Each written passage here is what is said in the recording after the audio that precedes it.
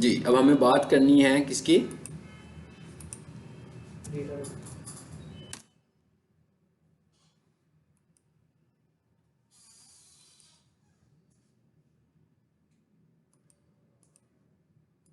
मैंने साथ नहीं लिखा। चलो ठीक है, ठीक खुल गई है।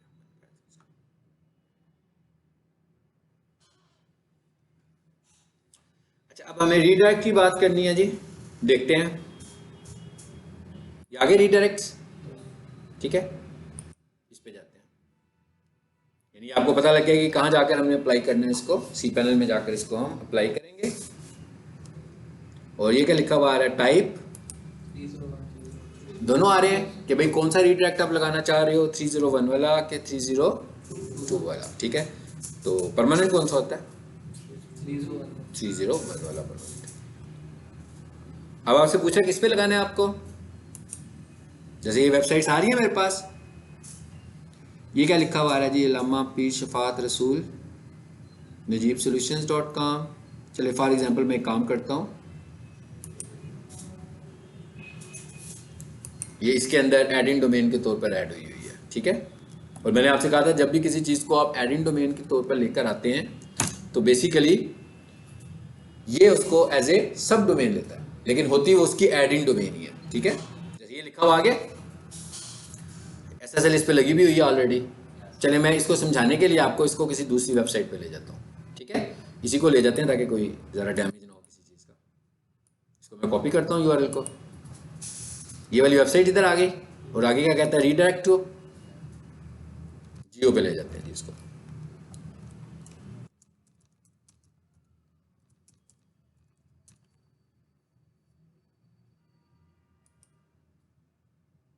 इसको भी मैं ऑन कर देता हूँ। वाइल्ड कार्ड रीडायरेक्ट का क्या मतलब है? कोई भी बंदा नाम लिखता है, सिर्फ नजीब सोल्यूशन ही लिखे तो भी ले जाए, HTTP के साथ लिखे तो भी ले जाए, www के साथ लिखे तो भी ले जाए।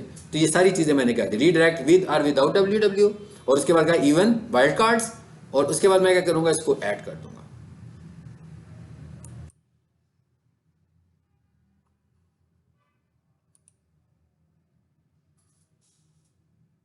हमने खोली थी यहाँ, ठीक है। मैं देख रहा था इसकी SSL अप्लाई है ना।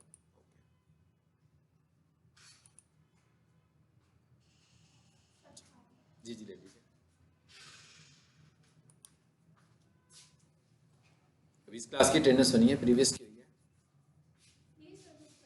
हाँ हाँ जी, यही स्टूडेंट है, आज ही है।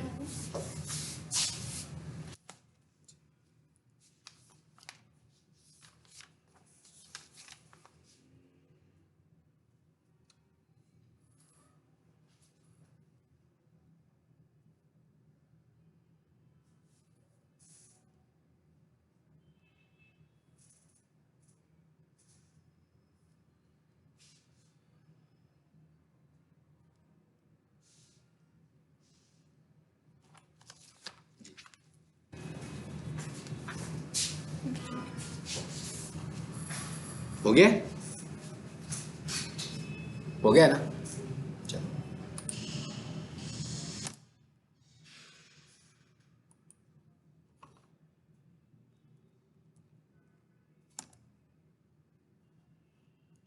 चलो भाई, पहले चेक करें। नजीब सोल्यूशन, अच्छा मैं लिख गलत रहा हूँ ना, ठीक है। और दूसरी साइड खोल रहा था नजीब, वो मैंने सब डोमेन खोली हुई थी, इस वजह से वो उसको नहीं कर रहा था। एक मिनट, हमने क्या किया? मैंने पिक कौन सी की थी साइड पर से? सोल्यूशन की हुई है ना, हाँ, सब डोमेन तो नहीं की ना, ठीक है। नजीब सोल्यूशंस.com, ठीक है। ये रिट्रैक्टर है बेसिकली, ये रिट्रैक्टर। ये परमानेंट लगा तो एसईओ को वैल्यू को साथ रख रहा है, अगर टेम्परेरी लगा तो एसईओ की वैल्यू को साथ नहीं रख रहा, ठीक है। तो हम रिकमेंडेड जो होता है जब भी हमने लगाने होते हैं तो हम परमानेंट लगाते हैं। और इसी तरीके से जब हमने कोई वेबसाइट दी, जैसे मैं कहता हूँ ये वेबसाइट है, मिसाल के तौर पर एक वेबसाइट और खोलता हूँ मैं यहाँ पर, दस्तगीर इंजीनियरिंग।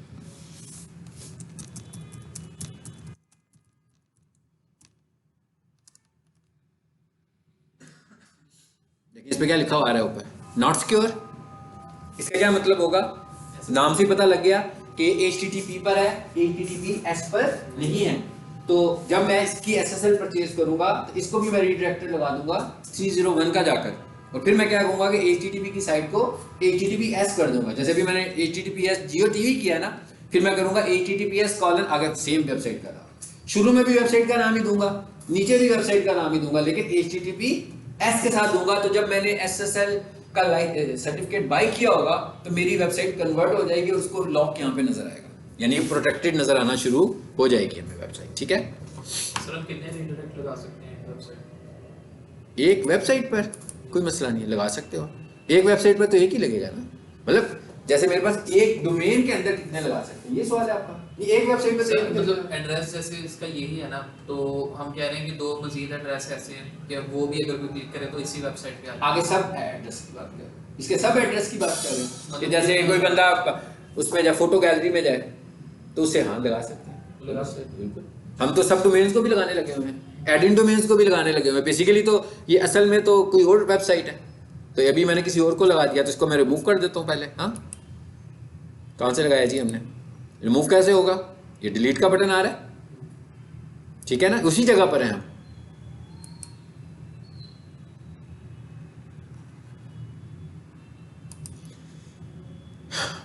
चलो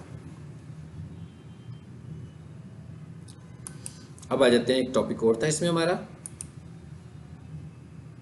दैट इज 404 वाला था।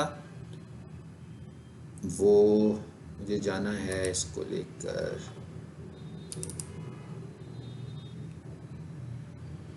PDF में आ जाए। ये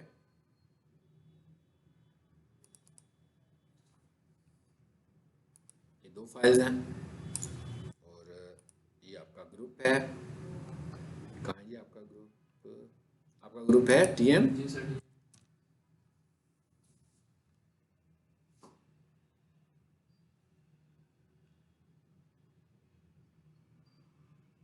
ये मेरा ख्याल जी सर।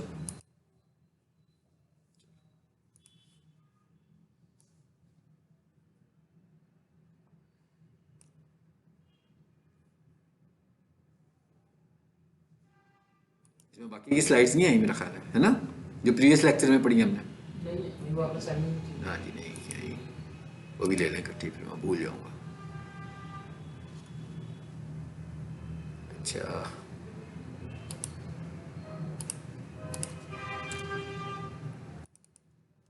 एक तो कैनोनिकल था, एक रीडायरेक्ट था, HTTPS था एक, रीडायरेक्ट था 2, 404 था 3, कैनोनिकल ऊपर होगा कहीं, है ना। एक ट्रांसपोर्ट लेयर की डिफाइन किया था हमने, ये मैंने शायद आज पढ़ा दूंगा आपको, स्कीमा। कैनोनिकल कहाँ है, ये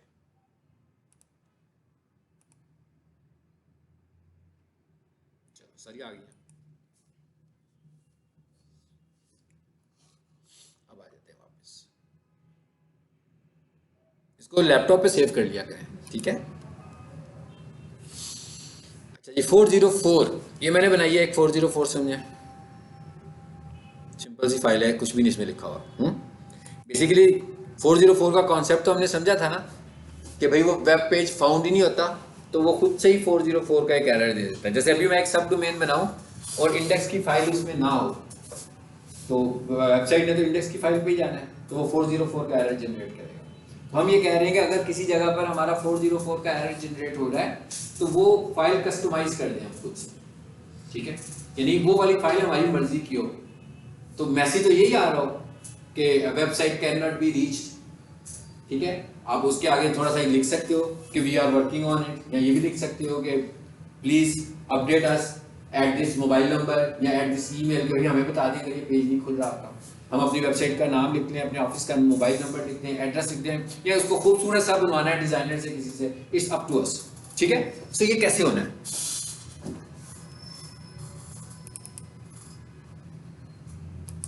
ये काम कैसे होना है जी, इसके लिए आपने क्या करना है, पब्लिक HTML में जाना है, और आपने क्या करना है बेसिकली अपने वेब डेवलपर से एक फाइल बनवानी है 404 के लिए कि भाई मुझे एक 404 के लिए एक खूबसूरत सी कलरफुल सी फाइल बना दो, ताकि वो इस तरह का पेज ना खुले जैसे फील हो रहा था कि बिल्कुल ही अजीब पेज आ जाता है ना जब कोई चीज़ नहीं खुलती। तो अपनी वेबसाइट के कलर्स के साथ ही हम वो वाला पेज बनवा रहे हैं जो हमारी वेबसाइट्स के कलर चलने लगे हैं, ठीक है। वो हम खुद से कस्टमाइज करके बताएंगे कि कैसा होगा। हम इसको सपोज करके हम कोई हेडिंग स्टाइल लगा कर बना सकते हैं, ठीक है, कि वेब पेज नॉट फाउंड। तो क्या कह रहा है कि आपने क्या करना है, पब्लिक HTML में जाकर एक फाइल क्रिएट करनी है 404 के नाम से, और उसके बाद क्या करना है आपने एक फाइल और बनानी है, और उस फाइल का क्या नाम होगा .htaccess। ये HTML फाइल्स के लिए कॉन्फ़िगरेशन फाइल होती है, ठीक है। सो इस फाइल में जाकर अगर फॉर एग्जांपल ये फाइल पहले से पड़ी हो, ये भी हो सकता है कि किसी और कॉन्फ़िगरेशन की ये फाइल मौजूद हो वहाँ पर पब्लिक HTML में, तो आपने क्या करना है कि ये वाली फाइल को खोल लेना है और उसके अंदर एग्जैक्टली ये वाला टेक्स्ट लिखना है और इसी तरह लिखना है, क्योंकि ये स्क्रिप्टिंग लैंग्वेज में लिखा हुआ है। सो इसके स्पेलिंग ऐसे ही होने चाहिए, यानी ई बड़ा है और डी बड़ा है, ठीक है ना। स्मॉल लेटर ई और स्मॉल लेटर डी नहीं होना चाहिए, सारे कैपिटल भी नहीं होने चाहिए, या इसी फॉर्मेट में होना चाहिए कि एरर डॉक्यूमेंट। अब हम बता क्या रहे हैं इसमें कि भाई एरर डॉक्यूमेंट कौन से वाला है हमारा, कि अगर एरर आए तो कौन सा डॉक्यूमेंट जनरेट हो, यानी कौन सी फाइल एक्टिवेट हो। और उसके बाद हमने क्या कहा 404 का एरर आएगा, एरर डॉक्यूमेंट /404.html, यानी इसका मतलब क्या हुआ, इस फाइल का नाम भी बिल्कुल जैसे robot.txt फाइल का नाम हमने फिक्स रखा हुआ था, आपने ये वाली जो फाइल क्रिएट करनी है इसका नाम भी आपने क्या रखना है 404.html ही रखना है। तो ये वाली फाइल ऑटोमेटिक सामने आ जाएगी एरर की सूरत में। सो बेसिकली ये भी एरर ही होगा, ऐसे तो नहीं होगा कि वो फाइल आ रही है, आ तो एरर ही रहा है, लेकिन हम यूजर्स को जरा खुद से कस्टमाइज करवा रहे हैं कि भाई ये वाली हमारी एरर पेज है, ठीक है। सो वर्डप्रेस जो होता है उसने भी बना के रखे होते हैं एरर पेजेस खुद से। अगर वर्डप्रेस होगा उसमें हमें कस्टमाइजेशन नहीं करनी पड़ेगी, उसमें हुई होती है बाय डिफॉल्ट। और जब आप कोडिंग वाली वेबसाइट बनाते हो तो उसमें ये कस्टमाइजेशन इस तरीके से हम करेंगे कि पब्लिक HTML में एक फाइल बनाओगे, यानी डेवलपर से एक फाइल बनवाएंगे, उस फाइल का नाम आपने इंडेक्स नहीं रखना है, ठीक है ना। और अब ये भी है कि वो किस फाइल पर एरर आ रहा है, मतलब ये जरूरत नहीं है कि इंडेक्स पर ही एरर आना है, एरर तो किसी और फाइल पे भी आ सकता है। आपके पास 50 फाइलें पड़ी हुई हैं, उनमें से किसी भी फाइल पे एरर जनरेट हो रहा होगा जहां पर कुछ आपका गलत हुआ होगा, कोडिंग गलत हुई होगी, तो ये एरर ऑटोमेटिकली उस फाइल पे ट्रिगर करेगा। मिसाल के तौर पे मेरा एरर आ रहा है कोर्सेज के ऊपर, तो मैं यहाँ मेंशन तो नहीं कर रहा कहीं पर भी कि इंडेक्स के ऊपर ये एरर जनरेट हो रहा है, ये कोर्सेज पर ये एरर जनरेट हो रहा है, मैं तो ये कह रहा हूँ ये एरर जनरेट हो रहा है। हमने लिखा है एरर डॉक्यूमेंट, अगर एरर आए तो क्या करना है, तो ये 404 में जाकर 404.html की फाइल को आपने क्लिक कर देना, ठीक है। सब डोमेन्स पे भी काम करेगा? हाँ जी बिल्कुल करेगा। मतलब हमने एक फाइल बना दिया तो जितनी भी डोमेन्स हैं वो सब पे सेम ही एरर दिखाएगा? अगर आपने एक सब डोमेन लिया है और उसके अंदर किसी जगह पर एरर जनरेट हो रहे हैं तो उस पर भी ये काम करेगा, ठीक है।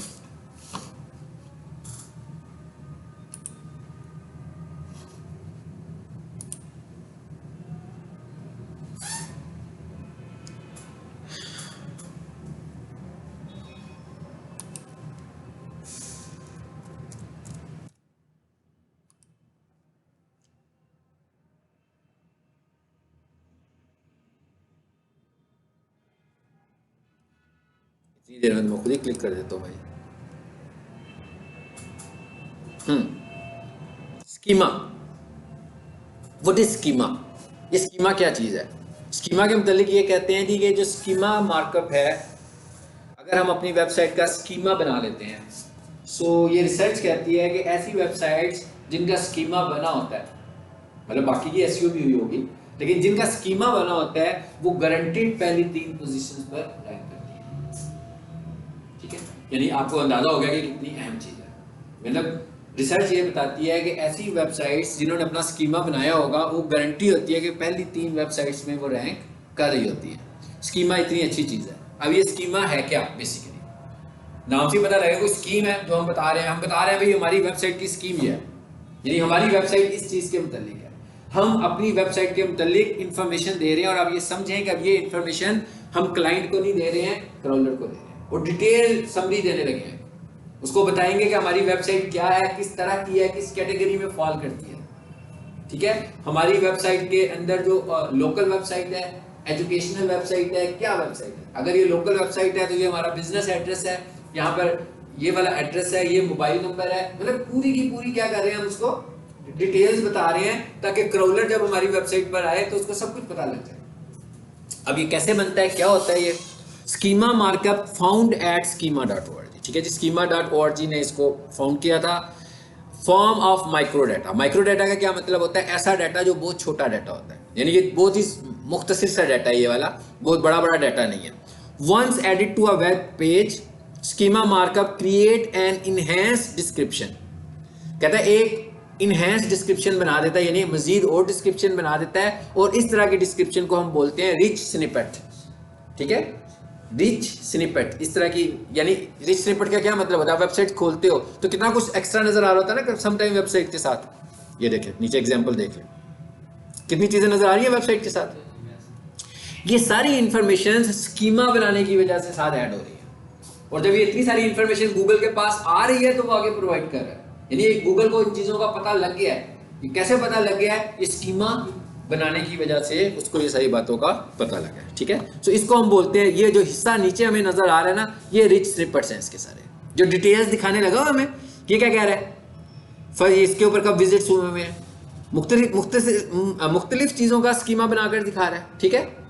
ये ऊपर देखें जरा, इसके स्कीमा में तो उसने वो भी दिखा दिए आपको, रिव्यूज भी साथ ही दिखा दिए। अच्छा अब आए नीचे, schema markup is also called semantic vocabulary और माइक्रो डाटा। सिमेंटिक वोकैबुलरी है, ठीक है, that you can add to HTML for your website, ये भी हेड में आएगा। This micro data help search engines better understand your content so that they can return more detailed and informative results for searchers, ठीक है। यही बात जो मैंने अभी आपको दिखाई है कि उसको बेहतर इंफॉर्मेशन मिल जाती है आपकी वेबसाइट के मुतालिक, तो जो बंदा सर्च कर रहा होता है फिर उससे रेलिवेंट होकर चीज़ें दिखा रहा होता है। अक्सर आप देखते हैं ना, आप किसी वेबसाइट को सर्च करें तो उसके नीचे उसके सोशल मीडियाज भी आना शुरू हो जाते हैं, और सम टाइम होता है कि हम वेबसाइट कोई और होती है, सोशल मीडिया किसी और के होते हैं, तो इसका मतलब ये है कि उसने स्कीमा बनाया होगा ना जिसके सोशल मीडियाज आ रहे हैं जी। स्कीमा में मैंने अभी आपको बताया कि बहुत मेन पार्ट होता है, एसईओ में इसका बहुत मेन पार्ट होता है, ज़रूर बनाना चाहिए। What is the use of schema markup in SEO? Inform search engine precisely what content is trying to convey on your web page. It converts unstructured data into structured data. कहता है आपका unstructured data जो होता है उसको structure की सूरत में दिखाता है। Adding schema will help the search engine crawler better raising the website ranking. ठीक है, so कहता है इससे वेबसाइट की रैंकिंग भी इंप्रूव होती है। How does schema affect SEO? Websites that uses schema markup will rank better in SERP than companies without markup. One study determined that websites with markup this के भाई पहली पोजीशन में हमें नजर आ रही होती है, और जिनका स्कीमा नहीं होता वो नीचे होती हैं। अच्छा अब हमें अपना काम करना है कि स्कीमा वैलिडेटर और स्कीमा क्रिएटर, दो चीजें देखनी है कि भाई पहले तो देखें स्कीमा बना हुआ है कि नहीं बना हुआ, कैसे वैलिडेट होगा और कैसे बनेगा। ये लिंक आ रहा है schema.org है, validator.schema.org पे चले जाएं।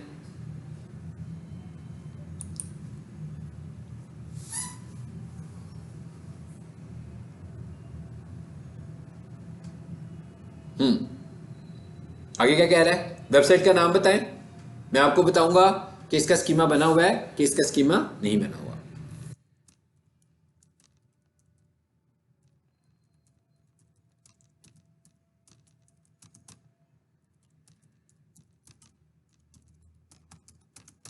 ये मेरे पास एक सर्च डोमेन है, मैंने उसका नाम लिख दिया।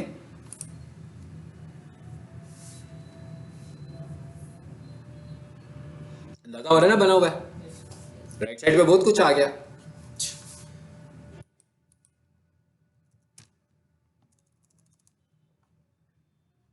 ये लिखा हुआ, ये देख रहे हैं कोडिंग खुद ही हो गई है सारी, ये बेसिकली क्रिएट किया हमने, और ये इसने कोडिंग खुद से कर दी है। जरा देखिए कहां से स्कीमा शुरू हुआ है इसका, ये वाला स्क्रिप्ट जो शुरू हुआ है ये सारा स्कीमा का स्क्रिप्ट है, ठीक है। लेकिन यहां पर हमने स्क्रिप्ट नहीं लिखना, यहां पर हमने उसको ऑप्शंस बतानी है, स्क्रिप्ट को खुद ही लिखा जाएगा हमारे लिए।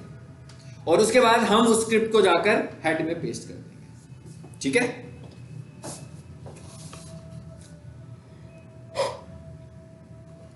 न्यू टेस्ट क्या लिखता हूं मैं, स्टार्स की वेबसाइट पे जाते हैं, जो डॉन में stars.edu.pk।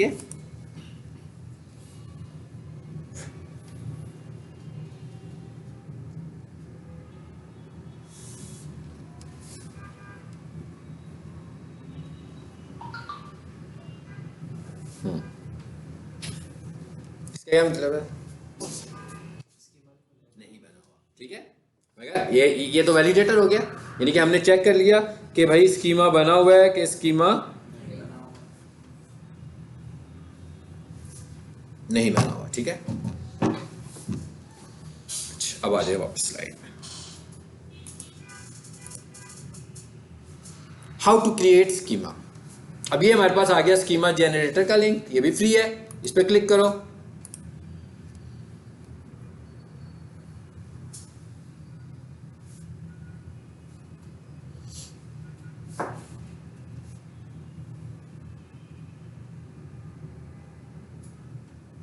आगे अब अगर हम वर्डप्रेस की बात करें और हम वर्डप्रेस यूज कर रहे हैं, तो इसका मतलब है कि वर्डप्रेस में अगर हम एसईओ कर रहे हैं तो हम कोई एसईओ का प्लगइन यूज कर रहे हैं, तो एसईओ के प्लगइन में भी स्कीमा का ऑप्शन होता है और स्कीमा का अलग से प्लगइन भी होता है। लेकिन अगर आप एसईओ का प्लगइन यूज कर रहे हैं तो इसका मतलब स्कीमा उसने खुद से सेट किया होगा आपकी वेबसाइट के हिसाब से। ऑप्शन आ रही होंगी, उधर आ जाकर हम खुद बता देंगे, उधर हमें कुछ कॉपी नहीं करना, कोई कोड एडजस्ट नहीं करना, वहां जाकर सिर्फ सिलेक्ट ही करना है। जो चीजें मैं यहाँ सिलेक्ट करूंगा, लेकिन यहाँ पर हम कोड कॉपी करेंगे हेड में जाकर, वहां पर हमें कोड कॉपी करने की जरूरत भी नहीं है। सबसे पहले क्या पूछ रहा है जी, which schema would you like to create. सबसे पहले पूछ रहा है कि भाई आपकी जो वेबसाइट है वो किस चीज के मुतालिक है। कहता है आर्टिकल की सूरत में लिखी हुई है, एफएक्यू पेज है, जॉब पोस्टिंग है, लोकल बिजनेस है, ऑर्गेनाइजेशन है, पोर्टफोलियो है यानी पर्सन है कोई, प्रोडक्ट डिस्क्रिप्शन है जिसमें सेलिंग कर रहे होते हो, रेसिपी है, वीडियो है, कि वेबसाइट है जिसपे साइट लिंक्स लगे होते हैं, मतलब साइट लिंक्स वाली वेबसाइट। सो आपको वो कह रहा है कि भाई आपकी वेबसाइट की कैटेगरी क्या है। जैसे हम इंफॉर्मेशनल वेबसाइट जो बनाई होती है हमने, मतलब जो ई कॉमर्स नहीं है, तो हम उसको आमतौर पर आर्टिकल की कैटेगरी में भी ले आते हैं, ठीक है। और जैसे मैं कहूँ स्टार्स अकेडमी की जो वेबसाइट है, तो हम उसे लोकल बिजनेस की कैटेगरी में भी ला सकते हैं। और जो स्टार्स अकेडमी की वेबसाइट है वो एजुकेशनल ऑर्गेनाइजेशन की कैटेगरी में भी आ सकती है। आमतौर पर वो उसने आर्टिकल लिया होता है इसको वर्डप्रेस में। जब वर्डप्रेस में जाओगे ना तो इसको आर्टिकल की, आपने सारों को वन बाय वन प्रैक्टिस करके देखना है कि किस में हमें क्या चीज नजर आती है, ठीक है। अभी फिलहाल हम यूं करते हैं, ये लोकल बिजनेस में आ रहा हूं मैं और ये ऑर्गेनाइजेशन में आ रहा हूं, तो जो ऑर्गेनाइजेशन में आ जाते हैं आगे। अब वो क्या पूछ रहा है आपसे, अब ये राइट साइड पे देखें स्क्रिप्ट शुरू हो गया उसका। पर अब हमने क्या करना है, हमने उसको ऑप्शंस बतानी शुरू कर देनी है, ठीक है ना। हम उसको ऑप्शंस बताते जाएंगे, हमारी ऑप्शंस के साथ वो स्कीमा का कोड ऐड करता जाएगा खुद से ही। जब हमारा काम खत्म हो जाएगा हम इस कोड को कॉपी करेंगे और हेड में जाकर पेस्ट कर देंगे, तो हमारा स्कीमा इंप्लीमेंट हो गया। बिल्कुल इसी तरीके से वो स्कीमा भी अपडेट हुआ हुआ, जो भी मैंने वेबसाइट आपको खोल के दिखाई है, ठीक है। सो सबसे पहले जी पूछ रहा है वो ये, सपोज कर लेते हैं जी हम स्टार्स अकेडमी की बात कर रहे हैं, तो यहाँ मैं लिख लेता हूँ स्टार्स अकेडमी लाहौर। कहता है अल्टरनेटिव नेम क्या रखना है आपने इसका, तो मैं कह देता हूँ सिर्फ स्टार्स अकेडमी, ऊपर मैंने लाहौर लिख दिया है। उसके बाद आगे क्या पूछ रहा है, आपकी वेबसाइट का यूआरएल क्या है। चलो जी मैं कह देता हूँ https, देखें राइट साइड पे होता जा रहा होगा सब कुछ, वो जिसको हमने देखा था ना, हमने करना तो कुछ भी नहीं है, सिर्फ प्रैक्टिस ही करनी है। stars.edu.pk। उसके बाद क्या कह रहा है आगे, लोगो यूआरएल।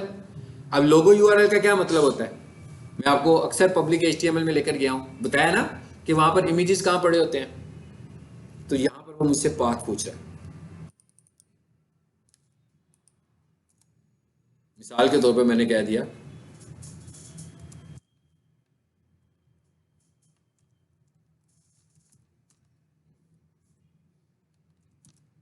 सपोज यहां पर पड़ा हुआ जी मेरा लोगो, ठीक है। आगे क्या हो गया, ये सारी आदि शुरू हो गई यहाँ पर देखें। आगे से वो क्या पूछा, कहता है सोशल प्रोफाइल्स। अब हमने क्या करना है, यहाँ पर अपनी प्रोफाइल्स ऐड करनी है, यानी फेसबुक। अब प्रोफाइल में मैं फेसबुक का नाम लेता हूँ, इंस्टाग्राम का नाम लेता हूँ, ट्विटर का नाम लेता हूँ, लिंक्डइन का नाम लेता हूँ, और यूट्यूब का नाम लेता हूँ। लेकिन इसमें और चीज़ें भी हैं, आप फ्लिकर की बात भी करो, आप Behance की बात भी करो, ठीक है, आप Pinterest की बात भी करो, और भी बहुत सारे प्लेटफॉर्म्स हैं। इन सारे प्लेटफॉर्म्स पर आप जाएं अपने बिजनेस को लेकर, ठीक है। सो सब प्लेटफॉर्म्स के ऊपर जाएं और यहाँ से अपने सारे प्लेटफॉर्म आपने ज़रूर बनाए हों।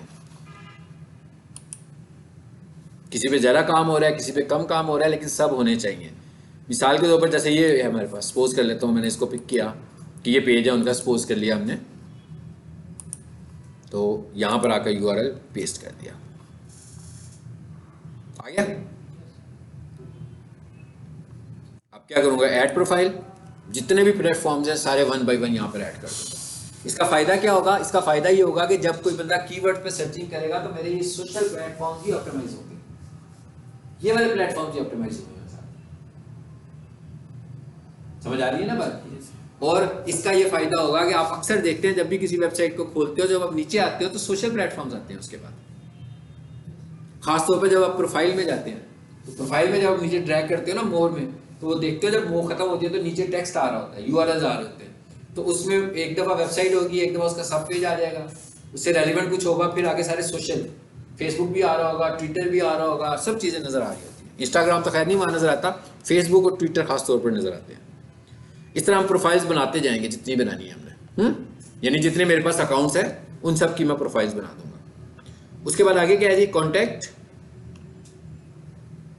अब यहाँ पर हम अपने कॉन्टैक्ट्स की इंफॉर्मेशन भी देना शुरू हो गए, ठीक है। यहाँ पर हमने इस चीज़ों को भी ऐड करना शुरू कर देना है। इस तरह ये हमारी बनती जा रही है। इस पर आए ज़रा,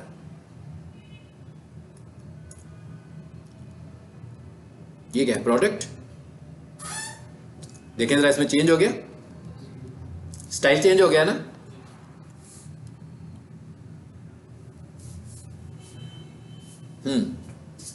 ये सारी चीजें बेसिकली, अब ये वाला जो स्टाइल है ये देखें, ये अगर आपके पास कोई ई कॉमर्स वेबसाइट होगी तो ये उसके लिए होगा, ठीक है।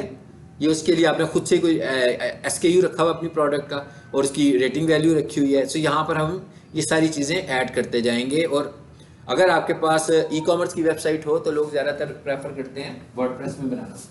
तो जब हम वर्डप्रेस में बनाएंगे तो उसके अंदर स्कीमा आ जाएगा, और जब स्कीमा आ जाएगा तो उसके अंदर ये इन्फॉर्मेशन भी आपको देने की मैनुअली ज़रूरत नहीं पड़ेगी। क्योंकि जिस बंदे से आप कहोगे ना कि मुझे ई कॉमर्स की वेबसाइट बना दो वर्डप्रेस में, तो आपको 10,000 में भी बना देगा। लेकिन अगर आप उसे कहोगे ना मुझे PHP में वेबसाइट बना कर दो, तो पहली बात तो अवॉइड करेगा, और उसके बाद कहेगा कि आप 1 लाख 1.5 लाख का बजट देता है, इसलिए कि वो कॉम्प्लेक्स होती है बहुत ज़्यादा, तो वो उनका टाइम इसमें ज़्यादा लगता है कोडिंग में।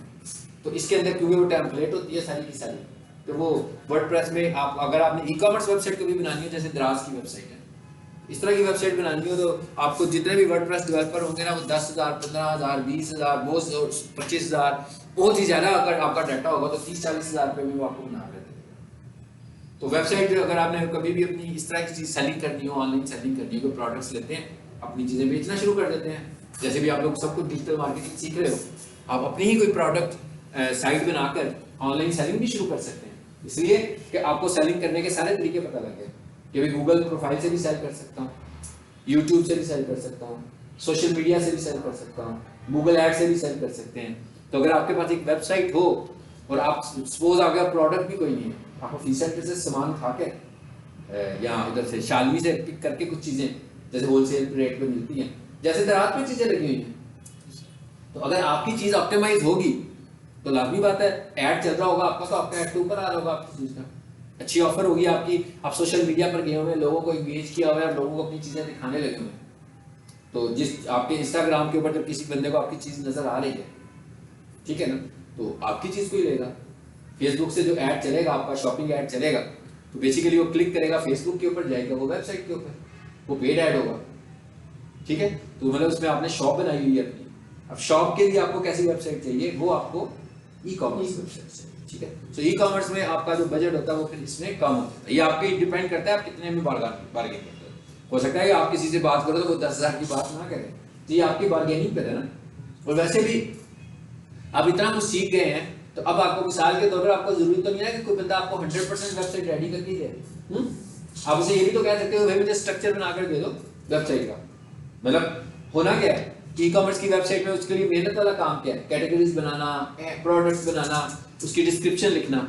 आप उसे वो भाई एक मुझे कैटेगरीज की ऑप्शन बनाकर दे दो ओपन, ठीक है ना, एक प्रोडक्ट लिख कर दे दो, बस प्रोडक्ट्स मैं खुद ही ऐड कर लूंगा, सब कुछ मुझे स्ट्रक्चर बनाकर दे दो। अब उसका काम आपने खत्म कर दिया ना। मतलब बहुत सारा काम तो उसको आप तो उससे सिर्फ टेम्पलेट ही मांग रहे हो, तो इसमें फिर उसका काम भी कम लगेगा। हो सकता है आपको 10-12 दिनों में वेबसाइट भी बनाकर दे देंगे, लेकिन चीजें आपने खुद ऐड करनी है। मतलब मेरे पास 500 चीजें हैं, मैंने उसे कहा कि भाई मुझे कैटेगरीज बनाकर दे दो, मैं जो चीजें सेल करता हूँ वो 20 कैटेगरी की है, तो मुझे कैटेगरीज 20 बनाकर दे दो। चलो तुम 20 ना बनाओ, 5 बनाकर दे दो, लेकिन मेरे पास चाहिए हो मैं कैटेगरीज खुद से ऐड कर लिया करूँ, मैं प्रोडक्ट्स खुद से ऐड कर लिया करूँ। बस आपने करना है सारा काम, आपने उससे सिर्फ स्ट्रक्चर मांगेगा ना। तो यानी वो आपसे कॉस्ट किसकी लेगा, सिर्फ टेम्पलेट की कॉस्ट लेगा, और तो कोई कॉस्ट नहीं लेगा आपसे, ठीक है। तो इस तरीके से आप ऑनलाइन सेलिंग कर सकते हैं। मैंने बात तो बड़ी आसान तरीके से की है, लेकिन इतनी आसान बात नहीं है ये, इसमें बहुत एफर्ट की ज़रूरत है, आपको वर्किंग की ज़रूरत है। ये बेचते हैं चीज़ें, क्या है आपके पास, मैं क्या आपको तारुफ करा दूँ, आप लोग मिलकर कोई चीज़ शॉप बना सकते हैं। हाँ, वुडन की शॉप है इनकी। हाँ, वुडन की बहुत ऑनलाइन सेलिंग होती है, वुडन प्रोडक्ट्स की ऑनलाइन सेलिंग बहुत ज़्यादा है, ठीक है। तो आप लोग मिलकर कर सकते हैं। कुछ और किसी और की भी कोई प्रोडक्ट हो, इनका तो मुझे पता था इसलिए मुझे का मैंने कह दिया, किसी और के पास कोई चीज़ हो, किसी की शॉप हो, जैसे हमारी इसके बाद जो एक क्लास है उनके पास वो जो होती हैं आपकी किचन की एसेसरीज होती हैं, उसकी शॉप है उनकी।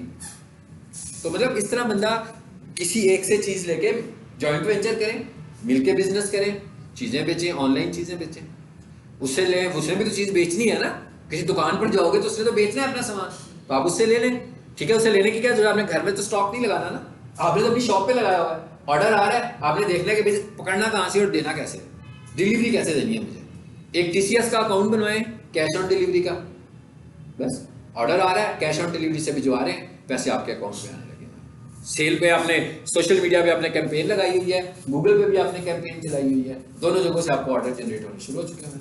आपने देखना है कि भाई इसमें मार्जिन कितना है, कितना इन्वेस्ट कर सकता हूँ मैं, मतलब गूगल एड्स के ऊपर और फेसबुक के ऊपर मुझे इन्वेस्ट कितना करना है।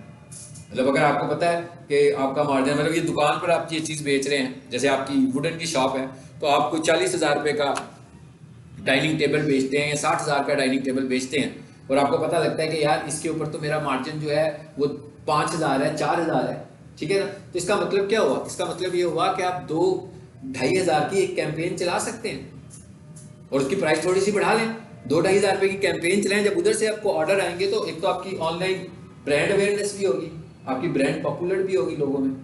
दुकान पे तो एक बंदा आता है, उसी को पता होता है भाई किस दुकान पे गया था, क्या खरीदा था। नेट से जब किसी के घर कोई चीज़ आती है ना, तो वो आप ब्रांड बन जाते हो, गूगल पे भी नजर आना शुरू हो जाते हैं आप, गूगल के इमेजेस में आप इतना ज़्यादा दिखना शुरू हो जाते हैं, कोई भी बंदा कोई ढूंढता है आप उधर डिस्प्ले हो रहे होते हो, ठीक है। तो ये सारे आपके पास ऑप्शंस मौजूद हैं। डिजिटल मार्केटिंग करने का ऑप्शन भी मौजूद है कि आप डिजिटल मार्केटिंग कर सकते हैं खुद से, ठीक है जी। ये है स्कीमा हमारा। अब क्या करना है, फाइनली ये बन गया, कॉपी करना है इसको। कॉपी करने के बाद क्या करना है, इंडस्ट्री फाइल खोलनी है, उसके हेड में जाना है, और हेड में जाकर किसी भी जगह पर इसको पेस्ट कर दें। और अगर आपके पास वर्डप्रेस है तो सिर्फ आपने अपने एसईओ के प्लगइन में जाकर देखना है, आपको खुद ही नजर आ जाएगा वहां पर स्कीमा। और अगर आपको फॉर एग्जांपल आप कहते हैं स्कीमा इंडिपेंडेंट चाहिए, तो ऐड प्लगइन में जाएं और वहां पर जाकर टाइप कर दो स्कीमा, तो स्कीमा का प्लगइन भी आपको नजर आ जाएगा, वहां से आप उस प्लगइन को इंस्टॉल कर लें, वो इंडिपेंडेंट प्लगइन होगा उसका, ठीक है। चलो जी, नेक्स्ट लेसन में इंशाल्लाह थोड़ी सी टेक्निकल एसईओ को समझ के साथ